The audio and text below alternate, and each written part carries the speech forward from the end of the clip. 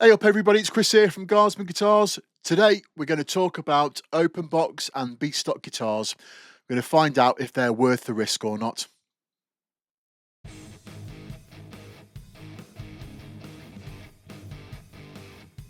I'll start off with a little story about this guitar here before we go into the pros and cons. This is a Manson Matt Bellamy from Muse signature guitar. It's one which is made by Cort, so it's one of the more cheaper versions, shall we say. I went to the guitar show last year. I went to the Manson stand and they had a couple of guitars there which they were selling a little bit cheaper because they had a couple of quality control issues on them. And on this one, it was the fact that there was a little bit of paint sink at the back of the guitar about there. I'll say it's about there because to this day I still can't see the bloody thing. And because of that, they knocked £200 off the guitar. Woohoo! Guitars are not cheap nowadays, so we have to look to save money where we can. And some of those savings can be had on B stock and open box guitars. But there's a couple of things to consider before you think about taking the plunge into something which may have a slight blemish or may have had somebody else's grubby mitts all over it before it's come to you. So we're going to go through the pros and cons. Now, let's talk about it in general with all the pros and cons of B stock and open box gear. The big pro is obviously you're going to save yourselves a chunk of money. I think the national average at the moment is about 10 to 30% on that saving, although on another guitar I've got, which is one of the Gary Holt Flying V signature guitars, they retail brand new at about £2,000. I picked it up as a B stock item for just over £1,100. To this day, I've got no idea what's wrong with that guitar because I can't find anything at all. Finish is absolutely perfect. The electronics are perfect. It came perfectly in tune and perfectly set up as well. Hard shell case, there is absolutely nothing wrong with it.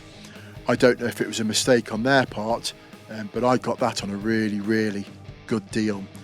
So there are some big savings to be had out there if you go out looking and hunting for them.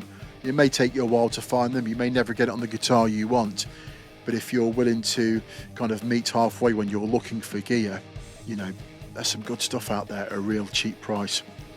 Something to be aware of though when it comes to open box and B stock stuff is just checking the warranties which you're getting with the guitar.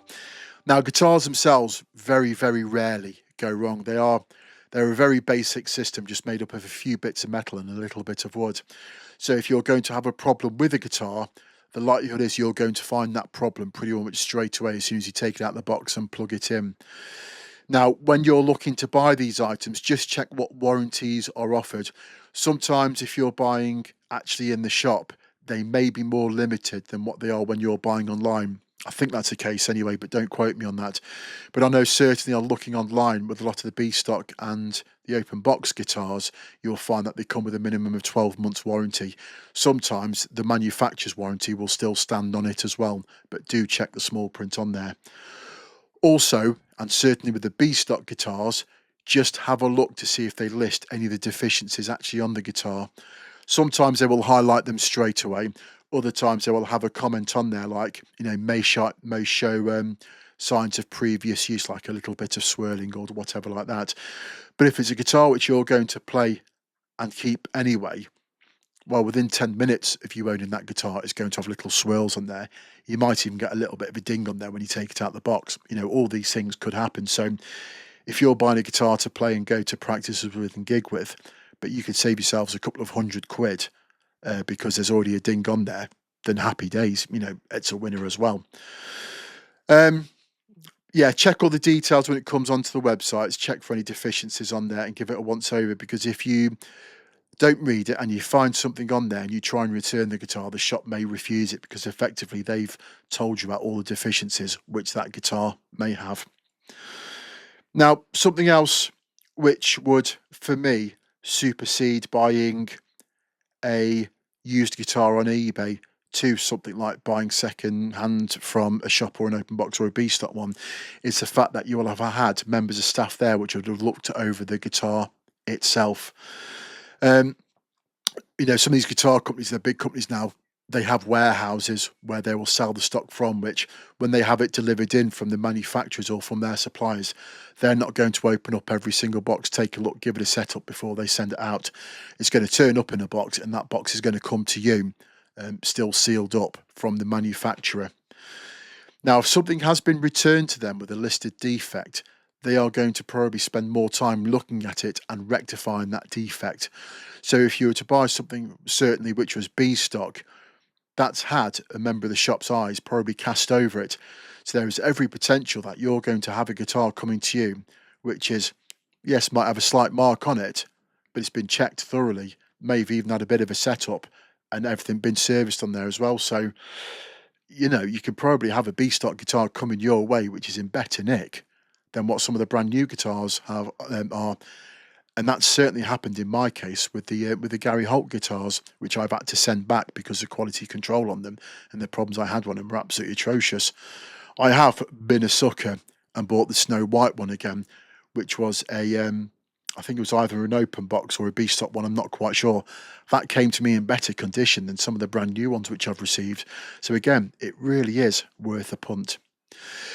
So thinking about it, is B stock and is open box a good deal? Absolutely it is. If you're going to play the guitar, if it's got a little nick on it, you're only going to nick it more yourself as you play it and knock it and all that kind of stuff. Open box guitars, so what if somebody else has played it beforehand, had a go of it in the shop? The likelihood is anyway, if you've bought a brand new guitar from a shop off the shelf, somebody would have played that one anyway, and the shop would have probably cleaned it up and sorted it out before they'd have been sold on to you anyway. So I would argue sometimes you may actually be getting a better guitar if it's been looked at by the shop as a B stock or an open box item anyway. So yeah, my experiences so far over the last couple of months with all the guitars I've brought, I have probably saved myself in the region of about £1,700 with the 3 guitars which I've got, which are B stock, and that's not including this Manson guitar either. The bonus thing is, with some of these guitars is, if it turns up to you and you don't like it or there are problems with it, you can fire it back.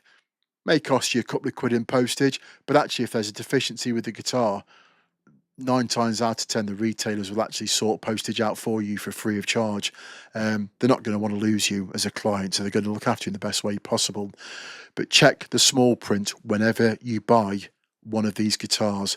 Check for the warranties and check the description, so if they do list any deficiencies, you know exactly what those deficiencies are, and you can make sure that you're happy with them. Right, that's enough of me babbling on.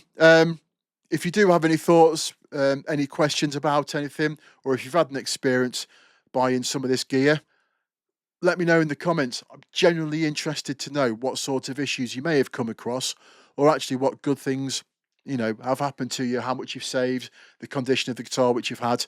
I'll be interested to find out what you've had. That's me signing off. Hope it's been of some use for you. I will list some stuff onto my Facebook page about some of the things to look out for if you want it as a reference. But yeah, that's me done. Guys, take care.